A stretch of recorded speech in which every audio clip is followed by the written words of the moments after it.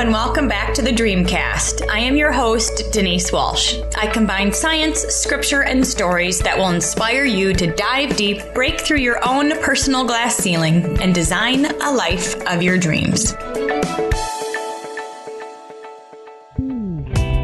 Dreamcasters, I'm so excited to personally invite you to my first live event of 2019. Save the date for Dream Space, January 13th in Grand Rapids, Michigan. You are invited.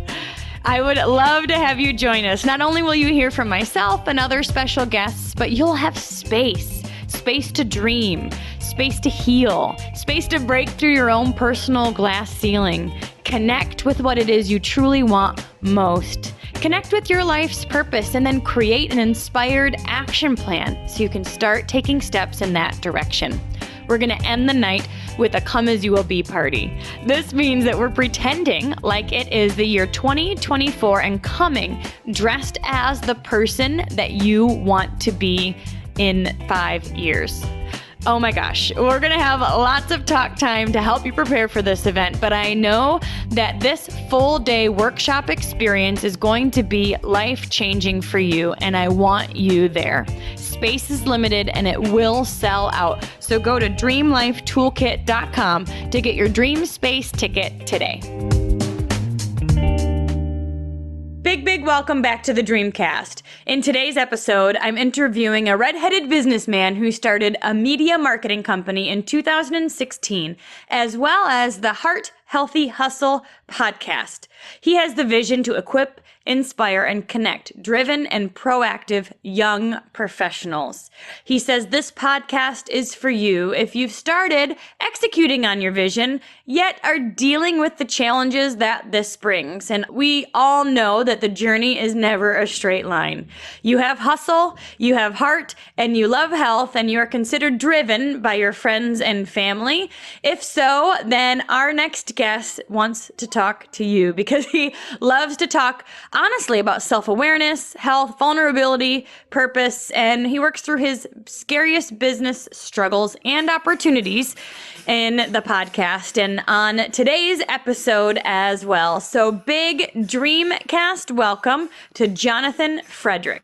Hey, Denise, happy to be with you guys today. Thanks for having me. Yes, absolutely. Now, last week, you interviewed me on your Heart Healthy Hustle podcast, and we connected. And to be honest, I was like, we speak the same language. So I needed to have you on the Dreamcast as well, because you are somebody who leads with heart and trusts your intuition and steps out in faith and all the things that entrepreneurs do. But I know it's not always easy. So you started your media marketing company in 2016 and have done a lot of things since then. But I would love to hear even before that. Tell me a little bit about yourself and the journey to starting your company. So I have a story for you and your listeners right out the gate. This is really interesting. So after I went to school for exercise science, I got hired as a rehab specialist at a chiropractic wellness center.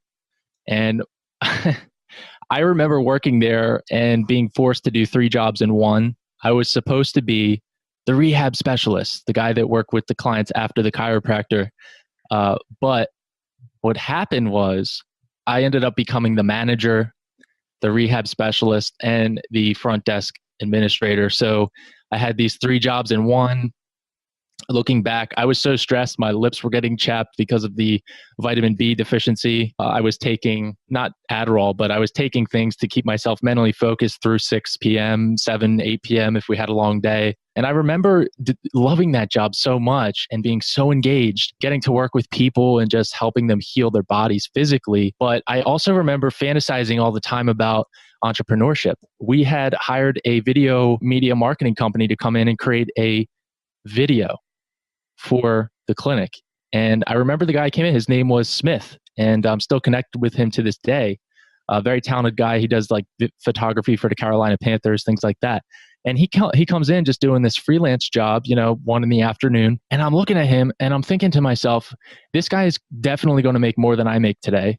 And he has more or less a free schedule after he works with us for 2, maybe 2.5 hours tops. He just goes home and works on this and then submits it, maybe does a revision or 2. Not to say it's easy, but it looked way more enticing to me than what I was doing. So during that whole time and experience while I was working at this chiropractic wellness center and still loving it, by the time I decided to leave, it was because I believe the job was still engaging, but 90% of it became automated and muscle memory, more or less. The only thing that was really exciting me was talking with the people and learning about them and, hey, how's things going today? And so I would write down on one of my mentors actually taught me this, to take Post-it notes every time I had an idea. And because I was automated in my mind, in my physical brain, and all these like neural pathways that were developed with muscle memory, I was able to brainstorm while doing muscle memory tasks. So I'd be helping somebody out, or I'd be working on the computer, typing up some reports. And in my mind, I was brainstorming about how am I going to get free of having to come into a scheduled job, which, I'm not knocking that. But for me, I was really interested in this. So I would brainstorm ideas. I had pockets full of Post-it notes at the end of every single day. And I would just come home and stuff them in a little bag I had. And it started to fill up like a bag of dream receipts, if you will. And so it's the first time I've called them that, but that's really what it was. And by the time I left, I had been offered another job as a door-to-door sales guy. And I did that for over 2 years. And happy to say that was much more financially rewarding, but it's hard to do that. I wasn't actually selling anything because I was working for the power company, actually the largest one in the US. So it's a legit company. Everybody has power through them. So they would give you the time of day. It's hard because you're uninvited, typically looked at as unwelcome. I'm in North Carolina. I'm a Jersey guy, grew up, born and raised in New Jersey. So they're like, who's this guy from New Jersey on my front porch?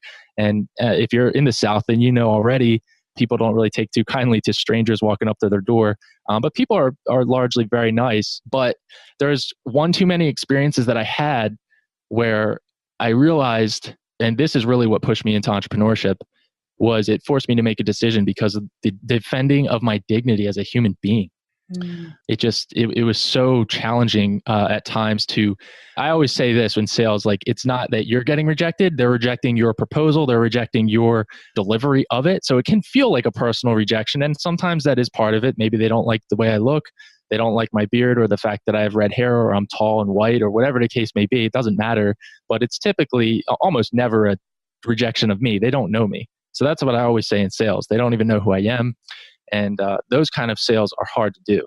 Where if you can get people to seek you out and say, hey, like, you have something I want, that is really where sales can become a lot more service oriented and you feel a lot more, I don't know, perhaps fulfilled in those types of sales. Mm-hmm. You've mentioned a few things that I want to touch on. I definitely want to come back to your dream receipts and how you use those to catapult your next business. But you said you started feeling this restlessness or it was attacking your dignity, where you didn't feel good about what you were doing anymore and something was stirring inside. Can you tell me more about that? Yeah, it was my ego. No, I mean, probably part of it. Yeah. But there's just this human dignity that once it gets steamrolled one too many times, you realize that you need to step up into the greatest version of yourself. And if you don't, you're going to be miserable in that part of yourself day in and day out. And that's what people talk about. When I talk about entrepreneurship, though, I never talk about it in a farcical way that so many people do on social media. I believe that entrepreneurship or owning your own business in fact, can be many times a lot harder than working a mundane job. I just choose that version of hard over the version of mundane hard, because mundane hard to me is like hard in the wrong kind of difficult. It's not a comfortable difficult where you're like, yes, I'm growing from this. It's just like I'm melting. It's not a fun thing. So the difference there is entrepreneurship's usually harder, but it's a kind of harder that it's not a fake dream like everyone's on yachts and millionaires. It's like you have to work really hard. You're probably going to work more than you do at a day job or what have you, and you're probably going to work harder, and you're probably going to have that job come home with you many times. So it's something that it's not for everybody, but the people who choose it typically understand. And I'm sure you found this with interviews, but I have for sure on my podcast with the people I've interviewed, there's a version of hard that you have to accept to defend your dignity if it comes to that. And I always say, even if it means losing your job, I think that, not defending, but standing up for your right as a human being is more important than keeping your job that helps you to pay your monthly bills. That's just my opinion though. Yeah, yeah. Entrepreneurship is, we like to say, a personal development program with a compensation plan, because you have to grow. Like, you have to show up. You have to learn new skills. You have to step up and step into yourself for your business to grow. And you made a decision that you had to step up yourself and speak your own personal truth. When you made that choice, how long was it before you said, all right, I can't do this anymore. I've got to go do something else? To be honest, I still do the door-to-door, but I've spoken with the manager, and I also shifted my mindset around that job where since I started my podcast back in June, I do not work as many hours on that job. Last year before last, I was working that job probably, I was working really hard at it. And it takes a lot out of you, because influence is the transfer of emotion. Influence is the transferring of emotion, and it's exhausting. So although it's not manual labor, and it's in fact the kind of work that I thrive in, which is human interaction, I was still becoming very tired, and you become argumentative or irritable by the end of the day. So day in and day out of that became challenging, to where I sat down. It was actually a friend of mine, the manager of this program. And I spoke, I said, what do you think about this? And he said, we'd rather have you work for us for 2 days a week than to lose you. So that's kind of what happened. And I shifted into this with my podcast and my online branding and everything, and really diving into that. I love that. And I think it just goes to show you don't need to have either or. You really can do both and you set up boundaries within the job or the door-to-door sales that you were doing with those people, so you could free up some mind space to also cultivate a different part of you, the creative side, the human, influence side, and you can do both. And you've got your side hustle while you're doing your sales job as well. And to be honest, I have many side hustles, but that's besides the point, I guess. Awesome. And it keeps you on your toes, I'm sure. So throughout this transition, how have you learned? Where do you go? Is there somebody in the sales job that is a mentor to you? Do you look outside of that? How do you find people to connect with that help you step into that best self? It's really a challenge. It really is. So for anyone listening, this as well. Getting in a network of people who are actually doing things and actually winning is difficult, because they're they're often elusive. I always say, if you see somebody posting on Instagram on the regular and their post is polished and it looks great, they're probably not actually making money. And I could be wrong, and I get a lot of flack for that. But my point in saying that is, when you see somebody with when they're posting their nice car ridiculous amounts of time compared to the other types of posts or whatever, it could be that you're just trying to stay brand relevant, and I respect that. What I'm saying is, they are elusive. Real winners are very elusive, and that's something, Denise, that I've learned, and I'm sure maybe you have as well, with the podcast and reaching out to other people. Is I've interviewed people on my show like Ed Milet, okay, and this guy is a real winner. He's a big deal name, and he's the kind of guy where he doesn't waste a minute. It's funny, actually. I still go to the chiropractor that I used to work for, and great guy. We're still friends to this day. And I was telling him, I was like, yeah, blah, blah, blah. He's like, oh, I actually met Ed Milet at Grant Cardone's conference, the 10X Con. And I was like, oh, no way. He's like, yeah, I got a picture with him. And that's one thing about emotional intelligence. Never try to one-up people, even if you're further ahead of them. To me, my EQ is I'm always learning, I'm always developing. But I always look at it like, it may impress the other person, but it's not something that makes them feel good. And people don't remember what you said. They remember how you made them feel. And that's something I'm trying to master and become better at in lifting others up, is making them feel empowered and good. But anyway, he shows me this picture of Ed, and he's like, yeah, Ed was really mad about this. And I was like, what do you mean? And he said, well, I was trying to get the picture. I said, can I get a picture with you? A note about this doctor: he's Korean, and he's a great guy. I'm not knocking any ethnicity here, but he has a little bit of broken English. He's a very smart guy, but it's just humorous to me to hear it from him, because he's talking about how Ed was getting annoyed with him, because he's saying, every second that you waste getting your camera open on your phone, I'm missing out on, I think he said, like $5,000 or $50,000 worth of revenue that I could be making somewhere else. Like, that's how much his time is worth. And so the point in sharing that story is, the elusive nature of real winners is because they're actually out there working. It's like Batman. They don't care if you see them. They don't care if you notice them. They're just actually putting in the work. And then, 5 years later, maybe something surfaces that they wrote a book, or, their podcast is very successful, or their business is thriving. And you're like, wait, what? And you win over people much stronger in the long run because they realize, wow, look what happened here. And they never even were, really not bragging, but they weren't even looking for notoriety around this. Right. They're not in it for the show. They're in it for the hustle. And the hustle is what brings them that momentum.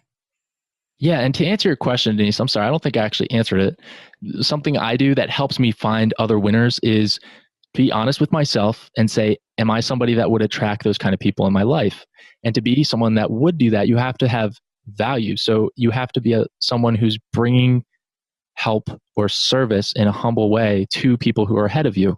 And that's really a fun thing for me, but it also checks me every day. I always have to check my humility at the door. I'm like, or not at the door, but I have to check my ego and say, am I still early humble? So for me, early humble is when I first started this podcast, and I was shocked out of my mind when an author would say, yeah, I'll be a guest on your show. And now I look at it, I'm like, of course they want to be a guest. Podcast to them screams relevancy, and they want to remain relevant as long as possible with their book that they wrote in 2009. But the point in that is, like, I was so humble that I was shocked when people would agree to an interview with me. And it's kind of sad, but that's the way my self-esteem kind of has grown over, like you said, with the personal development of entrepreneurship. Conferences help, reaching out, helping serve other people. How do you do that? Honestly, I don't know. It's really a challenge. You have to look at people who you really align with and say, what can I do for them that would actually help them, and not expect any reciprocation whatsoever, ever. So it's like confidence without entitlement. Confidence without entitlement. I think that's really important, because you're going to exude the confidence. It's going to flow out of you. People are going to take notice of you, and you just walk into a room and you can tell someone owns themselves.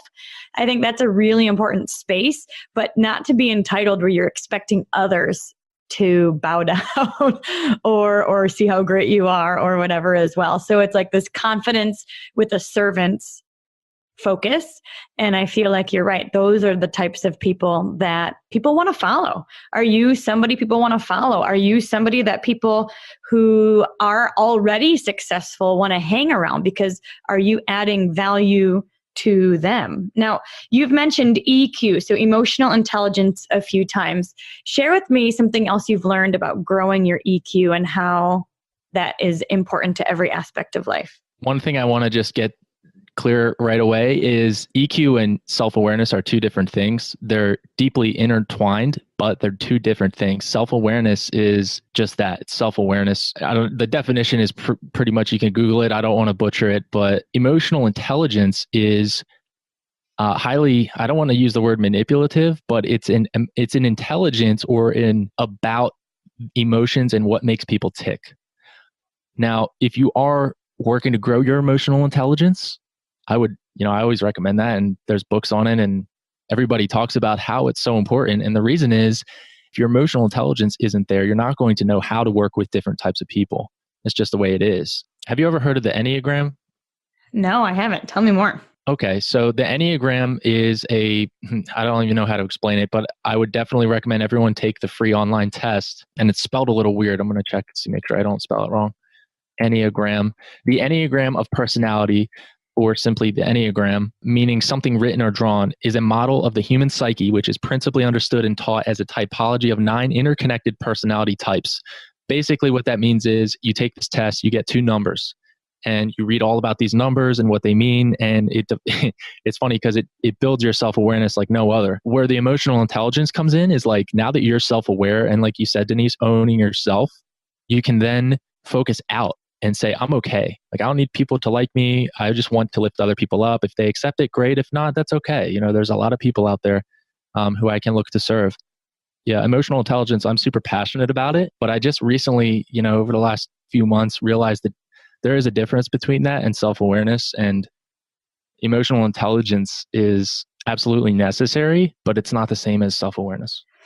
Ooh, there's a couple of things you're saying. Self-awareness to me sounds like I know who I am, and emotional intelligence is a step further where you're like, and I accept who I am. And when you have this, I'm okay on the inside, then you're not as emotionally triggered by other people on the outside. And even as an 8-year-old, you had to differentiate them being rude is not really a reflection of me. It's really a reflection of something that they've got going on, which, to be honest, for an 8-year-old to be able to differentiate and to grow their inner self muscle and really kind of be able to see people through those eyes is a huge skill, because so many times even adults take things personally, and then they're on an emotional up and down roller coaster because somebody said something that hurt their feelings, or somebody did something that, and really, when you have that inner confidence of not only do I know who I am, but I like who I am, I accept who I am, and I'm okay, then you can kind of, it feels like you can look at others a little bit differently because they don't personally impact your inner self as much as they could if you hadn't developed the skill. 100%. And as an 8-year-old, I wasn't always good at that. I didn't know how to do that. And so I had an internal toxic shame buildup that I had to discharge when I was in my 20s that is really actually pretty sad. But I allowed some of that bitterness to develop, and I think it was used against me and not to the greater good of my life, that I allowed bitterness in my heart. And unforgiveness is the word. Mm-hmm. Until I realized that forgiveness isn't about justice, it's about freedom. Then that's when things change. When I, by an act of my will, no, I didn't feel like it, I went through lists of names of people who I was a little bitter at or a lot bitter at. And I just kind of went through all of that and focused on how much I am loved and accepted, and how I'm enough in Christ, and how that's all that really matters. And then, like you said, that self-awareness comes into where you know you're enough, and you look at other people with empathy instead of, what are they going to do to hurt me? What are they going to do? So I shied away from community for so long because I was so afraid that, I mean, everyone is scared of it to some extent, but my little sister last year was talking to me, and she was talking to me. We talk sometimes for like maybe a half hour, an hour, and we're catching up. And I was alone in my car, and I was just talking to her, and I wasn't going through a real hard time or anything, but she was doing really well at school with a lot of new friends and things, and I was really happy for her. And she was like, one thing she said to me that broke me in really set me free to start helping other people and get out of my own head was, she goes, "John, you've always been really good at loving me and being a great brother to me. And you just need to let that out, and people need that." And when she said that, it was like God was saying it through her, and it changed my life, because I was like, she's right. I mean, if I accept the fact that people need that version of me, then I can really start showing up and not worry about the bruises that I'll pick up inevitably along the way. That gave me chills, actually, because it's like you already had everything you needed. You didn't need validation from others. You didn't need to be or learn something else. She was saying, dude, like, you're amazing just as who you are. And when you overflow, people notice, and it impacts the world. And it gave you permission to do that again. Yeah. Ooh, so good. So good. Now we could have a whole podcast on forgiveness, because we know that when we have those emotional and invisible ties to the past, we really we can't create in the future because it's emotionally holding us back. But I want to head down the road of your dreams, because you spent time on Post-it notes, and you were writing down these dreams, and you were writing down these ideas, and you were allowing your creative mind to be at work, even in the mundane job. How did you use that creativity, that vision, those dreams? What'd you do with it? So I don't have a blueprint or anything, but you're exactly right. I would write it down, and I was dreaming while I was working. And I think that this comes down to, did I talk about lily pads when I interviewed you last week, Denise? I don't think so. Okay. Well, I actually live by lily pads, and I can get into the acronym, but I think life is like a series of lily pads. And I believe that if you don't take every initiative that's possible for you to take while you're on the lily pad that you're currently on, you may stay stuck. And I think that's why so many people stay stuck and get frustrated and irritated with where they are in life. Even people who are well off, even people who look rich on the outside, everyone comes into rough patches, of course. But especially if you're somebody you feel like you've been stuck for a long time, and you're like, dude, I can't stand this. Like, what is going on? I am too good for my job. This kind of attitude is not serving you. So what it came down to for me was I've always prided myself on my work ethic. It's not flawless at all. I definitely need to step up a lot more, but I work hard at what I'm doing. So whether that's scrubbing the toilets at McDonald's at my first job in high school, or it's delivering beer all over New Jersey at the casinos and, being mistreated by coworkers, or talking to people that are in the union for beer delivery and stuff in New Jersey, whatever it is, doing the best that I can in that season so that I can jump to the next lily pad as soon as possible. Because lily pads die each season. They're not meant to hold you up. They're not meant to keep you, I don't think, and that's why everyone says, oh, it's a journey. The whole thing is the gift is the journey. It's not the destination. Because you get to, oh my gosh, I always ask people this. I'm like, if you got to that destination tomorrow, you wake up, let's say your destination, once I get my money right, everything's fine. Let's say you wake up tomorrow, 10 mil in your bank account. What are you going to do? Have you ever asked yourself that? Like, are you even ready to handle your dreams? That's where a lot of people want to stop talking to me, is like, let me go think about that. And I don't know. Personally, I'm not, I think I would go travel, and I think I would start giving a lot more, which is just what I think I would do. But am I ready for that? Probably not. I think I'm being prepared by the storms that you have to weather on each and every lily pad. Ooh, I love that analogy. You guys, you can totally picture a lily pad, and you're like, you either sink or you jump. You either like die with it each season, or you take that risk and jump. Even if you fall off or one leg goes off or it's not perfect, you're making progress, and progress is where the growth comes from. And you can look back in 3 years and be like, oh my gosh, I'm like 3 or 4 lily pads ahead or different than I was a few years ago. Sometimes we don't notice the steps right away, but we can look back and just see how far we've come. So did you take those dreams and start to develop a business plan? Did you pick one to hone in first? How did you start the media business? Yeah, 100%. So I literally would go to this restaurant that had Wi-Fi for my lunch breaks. We had extended lunch breaks, like an hour and a half typically. And I would go with my packed lunch, or sometimes I would buy lunch, and I would sit there and I would type on my computer for the whole break. And I started planning. I started writing out, ideas. I have a book here, and the idea is to, guys, die to the need for perfection. I have a stupid free weekly planner that was from the year prior, is 2016, and I just wrote with Sharpie on the front of it, really sloppy. It just says idea book, and then I have made this an idea. Yeah, it's not even grammatically correct. Made this an idea book 9/10/16 because I need to sort my ideas better. And it says paper clips represent next category. And it's the sloppiest, gross looking, silly weekly planner book you get for 99 cents at Walmart, but it's loaded with all my ideas and all of my sorted out Post-it notes, my little dream receipts. And they're all through here, all different things that I came up with while I was working that job. And I decided to capitalize on certain ones. So one I started was this digital media marketing. So I invested in a really nice drone. I've been editing videos because I had tried to, while I was working this job, I was also running a YouTube channel focused on fitness, and I had made over 200 videos for that. So I was mastering how to edit video, how to connect with other online influencers, things like that on the side of my day job. And I think, not knowing where you're going is okay. I think it's good to just start doing things. Messy action, right? You took your Post-it notes, you organized them, and then you picked one. I think a lot of times we can think we have to do everything all of at once, and you can only jump from one lily pad to the other. So you picked one to really hone in on. So good.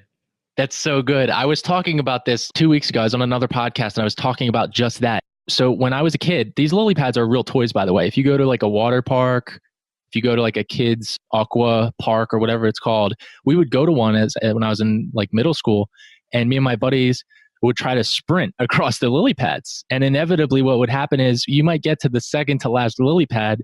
But one day they have these ropes that dingle. Okay. They like hang so you can hold the rope and like walk across the lily pads like you're supposed to. But we would like clear a path. We were those obnoxious kids that would just sprint and probably scare every other parent there, including the lifeguards. But we would try to run across, and as you can imagine, we'd get to maybe the second to last one without thinking, okay, what happens if I actually make it to the other concrete platform, running full sprint sloppily on top of these floating lily pads? You're probably going to bust your ankle on the edge or fall or break your face on the edge. Like, we weren't thinking about that. We just wanted to get there fast. And that's something I'm currently really having to accept is it takes so much time and it's a long game, and there is no easy path. Like, there just isn't. And once you accept that and realize anything you want success in at any level, in any area of your life, requires maintenance and consistent improvement that you have to focus on. Or like, until you accept that, you're going to be you may become discouraged from, oh, well, it's been a year. Oh, it's been 2 years. Oh, it's been 19 months and nothing yet, or not what I expected yet. And instead of that, it has to be, okay, I accept that this is a long-term thing. And once you accept that, you can really start to take some action because you've freed yourself up from the mental noise of, why am I not there yet? This isn't so. If you try to, like you said, yeah, exactly. It's one to the next. So if you go full sprint and try to go too fast, then you get clothesline, which is exactly what happened to me physically and mentally. So I would run full sprint across these lily pads, and it was really funny because when I would get to the very end, the rope had become stretched, and I didn't know that yet. But when people let go of it, it sags down to its normal, like, resting spot. And it had dropped over the summer just from being used so much. These ropes where people hang and walk across these lily pads to maintain balance, probably a foot lower than normal. And I remember getting clotheslined right across my gum line. And it went like not through my lip, but like it bypassed my lip and just scraped my lower gum and literally clotheslined me. My feet flew up in the air and my head flew back and smashed into the lily pad that I was aiming for. And then I just floated underwater with my eyes open, like assessing if I broke anything. And I remember that was the last time I did the full sprint because it hurt. So yeah. That's hilarious. My son, actually, we just went to Great Wolf Lodge here in Michigan, and he was that kid on those lily pads who would make the line wait because he waited until the path was clear. Mm-hmm. And then he timed himself. So he was timing himself every single time. And we just sat and laughed, and we're like, what does this say about his personality at 7 years old?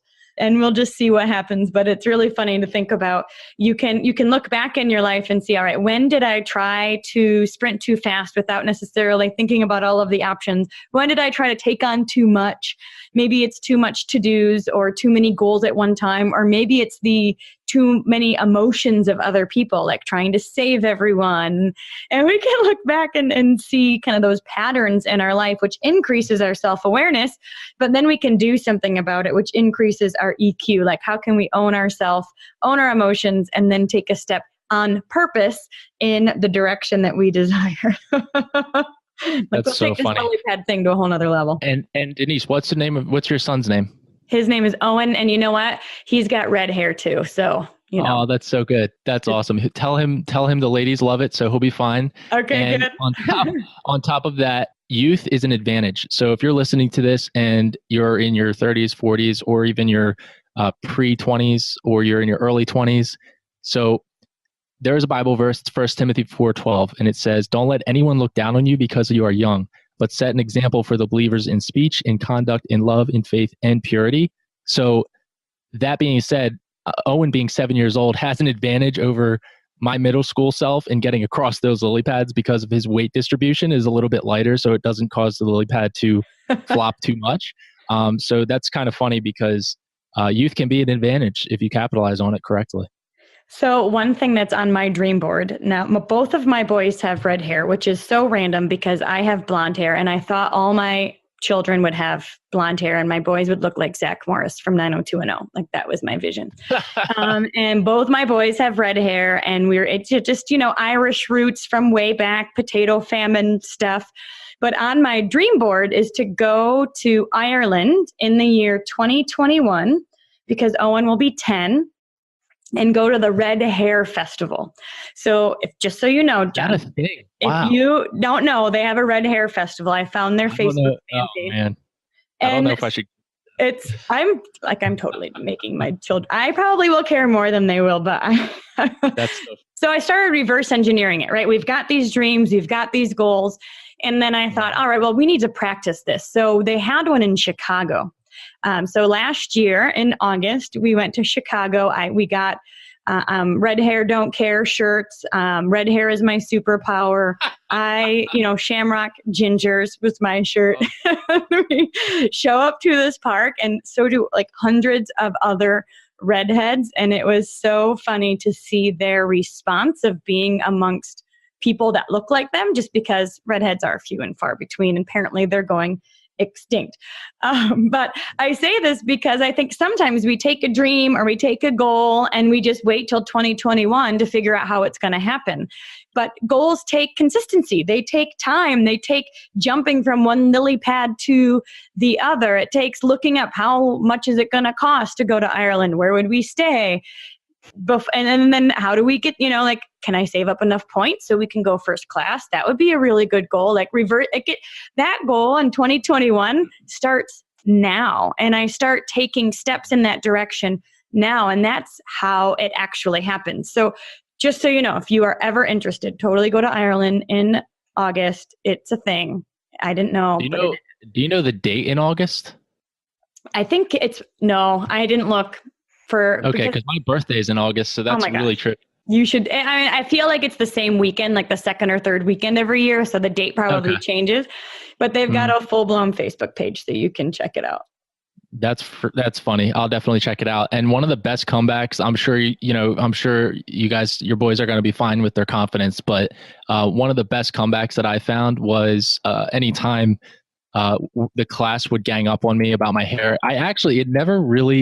It definitely existed, but I was typically friends with the people picking on me. So it didn't usually make a lasting mark. But one of my favorite comebacks is just saying something like, "Oh, that's very creative," sarcastically, because every joke you hear has been said 10 other times within the last year. So it's not anything new. That's funny. It is. It's really, you're like, I like my red hair. It gets me attention. Thank you very much. I know, but not to the level of obnoxiousness. Like I don't like embrace it like, oh, like, yeah, I have red hair. Like, I mean, that's awesome, but I don't care that much about, doing that. Yeah, it's funny. Well, cool. So lily pads, it's one step at a time. It's focus, right? You have to focus on the next lily pad. I told you we're going to take this a whole nother level. Focus on the next lily pad and then take the leap and jump. So you took your sticky notes or Post-it notes, you organized them in your book, you allowed that creative juice to flow, but then you picked the digital marketing, media, consulting stuff from your YouTube experience, from the editing experience. How did you launch your business? Did you just start telling people? Like, how did it work for you? Yeah. And to your point about planning, the pad in LilyPad, actually, I made an acronym. It's prioritize. P, prioritize. A, allocate. And D, decide. So prioritize what matters most to you. Allocate your time and resources to the things that matter most. Like, for example, don't buy things you can't afford to impress people you don't like. We've all heard that. And focus on the absolute essentials so you can live how you want to live sooner than later. Like, what's going to provide you a richer life now? Maybe a better mattress. Allocate funds to purchasing foods that will give you more energy. Cut spending on eating out. Maybe instead of 3 times a week, you go once. Like, I don't believe diets. I don't believe in them financially or nutritionally typically unless you're planning to sustain it for the rest of your life. You have to find replacements. So a big thing for me with allocating those funds is finding replacements for the more expensive option. And if you're willing to be self-aware and dive deep, you can find ways to allocate your time and resources more effectively. You just can. A quick story on the allocation thing. After I stepped away from my position as a rehab specialist, I wanted to still be treated by that chiropractic office because I was on a plan. And I had been getting treated 3 times a week for over a year, and it was really giving me a lot of benefits in my life. Well, it would have cost me like $1,000 a month to keep going. And I was just like, yeah, that's not going to be an option for me right now. And so I talked with him, and, emotional intelligence was at play, and also my desire to serve his company because I had no hard feelings. I really liked working with him, and I bartered. And to this day, we've bartered over $6,000 worth of services back and forth. So I'll get treatments, x-rays, whatever is needed. And in exchange, I'll create him like super high quality testimonial videos with some of his clientele, or maybe it's a new office tour, did that for him. So there is a way to be more resourceful, and that's what entrepreneurship is all about. Doesn't necessarily mean that you make more money. Maybe somebody listens to your podcast and says, I want to invite them to dinner. That really spoke to me. And if you can see between the lines, the silver lining is always there. It just is. And that's where gratitude comes in and appreciating what you're actually doing. And then the D in PAD is decide. I believe decision is one of the greatest enemies to anxiety. And so if you're listening and you're a little anxious or you have restlessness about the job you're in or the job you're currently, the entrepreneurship role you've accepted, it can be really scary to make concrete decisions, but what's the alternative? If you're anxious anyway, because you failed to make a decision, then what do you lose by making a decision? Just go from autopilot to decision maker and remember that without a decision, you cannot move. You just stay stuck in a season on that lily pad that's not meant to keep holding you. So if you decide, then that allows you to set yourself up to win and decide to embrace where you are. You need each and every season that you're in to prepare you for where you're going. Each job you're in, everything. It's just a parking spot. Mm. Deciding is like the sword for double-mindedness, the restlessness what should I do? Should I do this? And then you take a step and you're like, should I have done that? Was that the right move? I don't know. That restlessness, that double-mindedness, the uncertainty, that anxiety that you mentioned, I absolutely agree. Decide, own it, and keep going, because that's the only way God can allow the how to show up, is when you're actually moving. Yeah, that's a great point. So what do you do now? So after you decide, it's my belief that's largely the reason, like the failure to decide on things, as simple as decide and then start making pre-decisions. So decide in advance where you're going to hide when things go wrong. Are you going to run to that worldly vice, or are you going to run to God? I struggle with this a little bit still. I think we all have our demons, but my thing is, with the power of the Holy Spirit, I've been able to overcome. And that is not to say I'm a perfect person. I'm not. I go through like multiple things that I do each day that I'm like, oh, why did I say that? Why did I judge that person? Whatever the case may be.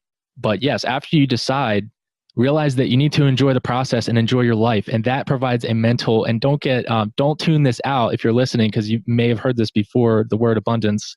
There really is an abundance in knowing Christ and living the way he wants us to live. So if you enjoy your life at that point, lily pad jumping is fun. And it's sloppy and it's silly, but it's so fun. So you'll slip and you'll definitely fall and you'll probably get hurt, but you can always climb back on top and try again. I always ask, what is the worst case scenario? So the last step is, after you decide, is to just go. Take actual notes of excuses in your brain, write them down and burn them in a physical fire and watch them burn and say, I will no longer make excuses. I am going to create the life that I know I want to live. And God will steer your ship. He will steer it. He will be the rudder. You just have to put the hustle into the sails, and then it will start moving. And maybe you're going way off to the left of where he wants you to go. And remember, it's actually in Romans 8, but it talks about the importance of, or it talks about how the Holy Spirit is praying for us. If you didn't know that, now you know. And I would definitely recommend reading Romans 8. And I think it's verse 21 or verse 22. Talks about how an aspect of God is the Holy Spirit, and he is praying for us for the greater good. So it's going to benefit you. And if you realize that, it really just allows you to just take a deep breath. Okay, everything's going to work out. But don't allow your fears or your past experiences, or going back to earlier in the interview, unforgiveness, to keep you from stepping forward. You're like, oh, shut up. You're in your 20s. You're young. You haven't gone through divorce. You haven't lost, you haven't had a miscarriage. You don't know. No, I don't. But I also do have many friends who have. And I do also know, I don't understand that. And I also don't understand why I lost a friend to suicide a month ago. But I can tell you that letting things hold you back isn't serving you or anyone else around you. So you just keep your head up and keep trying and keep going, because only then will you be able to actually make any progress and reach a state of momentum. Mm-hmm. Absolutely. It's trusting the process. Even if you don't understand or have all of the answers, it's trusting that as you continue to move, God will put the how in your path. The right people will come exactly when you need them. The support will come. The love will come. The challenge will come. Everything is exactly where it's supposed to be. And that can dissipate the anxiety as well when you choose to trust the process, including the ebbs and flows along the way. Yeah, that taught me a great deal and continues to do so. 2 last questions for you. So you are very well developed. Like, I am hearing books and quotes, and just, you can tell that you've spent time developing yourself. So kudos to you. And really, it's empowering and inspiring, because we all want to be growing too. So who would you say is some of your favorite books or people that you've learned from? It's really simple. I look at them, and this is funny because Ed Milet taught me this, but it's looking at people like a mentor or an author as friends to assist you. So if you actually start reading their content and absorbing it as in you're sitting there and they are your friend, it affects you differently than just like, oh, who is this holier than thou person who's a multimillionaire who's done what I want to do? You look at them like, oh no, we're friends. They're just a person.